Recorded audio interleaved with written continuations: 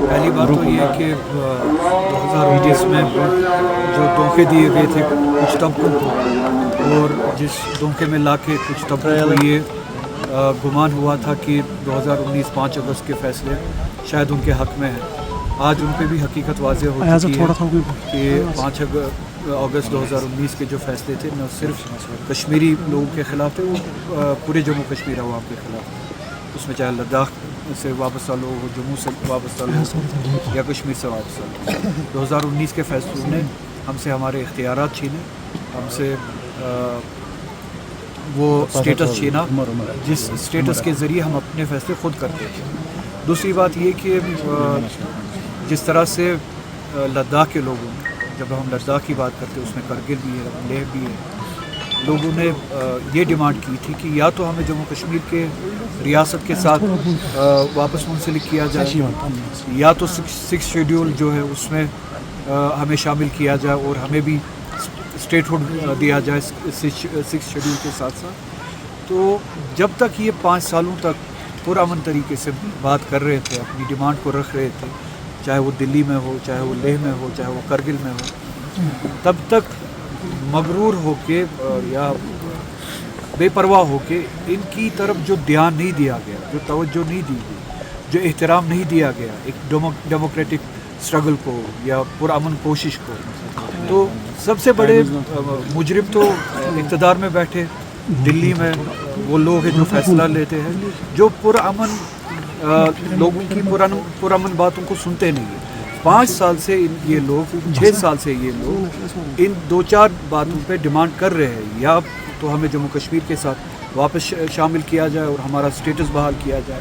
یا ہمارا state hood بحال کیا جائے لداخ کا 6 شیڈول کے ساتھ۔ تو ابھی تک ان کے ساتھ انگیج کیا جانا چاہیے تھا، پرامن طریقے سے جب یہ بات کر رہے تھے ان کے ساتھ بامانہ طریقے سے انگیج کیا جانا چاہیے تھا، ان کی ایسپریشنز کا احترام رکھا جانا چاہیے تھا اور ان کی ڈیمانڈز کو پورا کیا جانا چاہیے تھا۔ اب جب کہ کل یا پرسوں بدقسمتی سے ایک واقعہ پیش آیا، اس واقعے کی آڑ میں اب ان کی جائز ڈیمانڈ کو یا ان کی جائز اسٹرگل کو بدنام کیا جا رہا ہے، اینٹی نیشنل بتا کے یا چائنیز ایجنٹ بتا کے یا ISI کا ایجنٹ بتا کے۔ کل تک جب یہ 6 سال تک پرامن طریقے سے بات کر رہے تھے اور آج بھی پرامن طریقے سے بات کر رہے تھے، تب تک آپ نے ان کو انگیج کیوں نہیں کیا؟ ان کے ساتھ ٹیبل پہ کیوں نہیں بیٹھے؟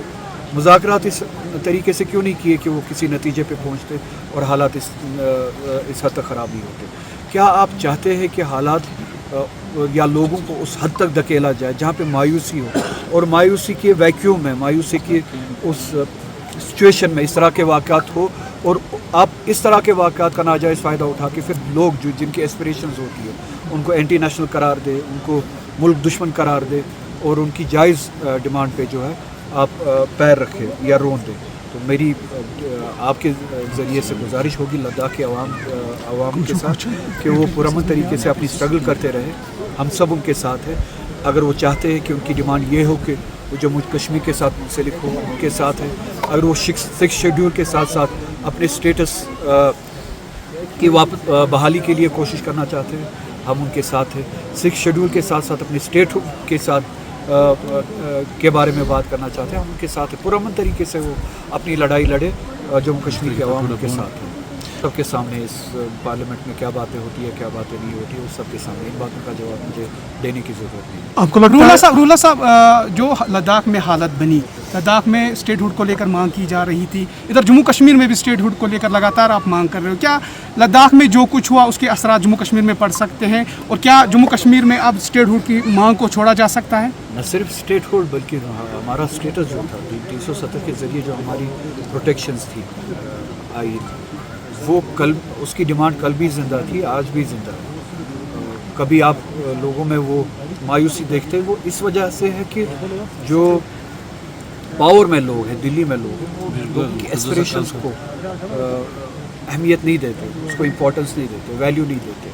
اس کا مطلب یہ نہیں ہے کہ لوگوں نے اپنی جائز ایسپریشنز چھوڑ دی ہے۔ تو لداخ میں جو ڈیمانڈ ہے لوگوں کی، جو اسٹرگل ہے، وہ ریفلیکشن ہے جو جموں کشمیر کی عوام جو ہے ان جنرل جو فیل کرتے ہیں۔ تو بہتر ہوگا اس ملک کے لیے جب تک پرامن طریقے سے، ڈیموکریٹک طریقے سے لوگ اپنی بات کرتے ہیں، اپنے ایسپریشنز کے بارے میں بات کرتے ہیں، اپنے حقوق کے بارے میں بات کرتے ہیں، تو ان کو سنا جائے اور ان کی جائز مانگوں کو پورا کیا جائے، ہمارے اسٹیٹس کو بحال کیا جائے.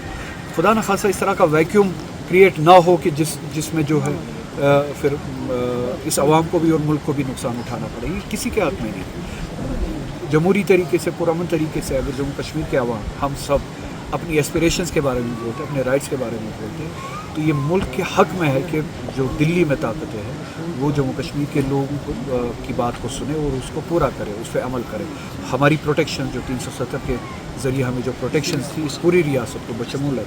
وہ پروٹیکشنز ہمیں واپس دیں اور وہ اسٹیٹس ہمیں واپس دیں. عمر عبداللہ نے کل کہا تھا کہ ہم بی جے پی سرکار کو جموں کشمیر میں نہیں آنے دیں گے، ہم اپنی طریقے سے کام یہاں پہ کر رہے ہیں اور ہم کرتے رہیں گے. اچھی بات ہے. جموں کشمیر کے لوگوں نے ووٹ ہی اسی لیے دیا تھا پچھلی اسمبلی الیکشن میں کہ بی جے پی کو جموں کشمیر سے دور رکھا جائے. تو یہ ہماری ذمہ داری ہے، یہ کسی پہ مہربانی نہیں ہے، ہماری ذمہ داری ہے اس وعدے پہ عمل کرنا ہے. اس تنظیم نے ووٹ لیا ہے اس بات کے لیے کہ ہم بی جے پی کو اس ریاست سے دور رکھیں گے. یہ مہربانی نہیں ہے، وہ اپنے کول پہ اور اپنے وعدے پہ عمل کرنے کی بات ہے.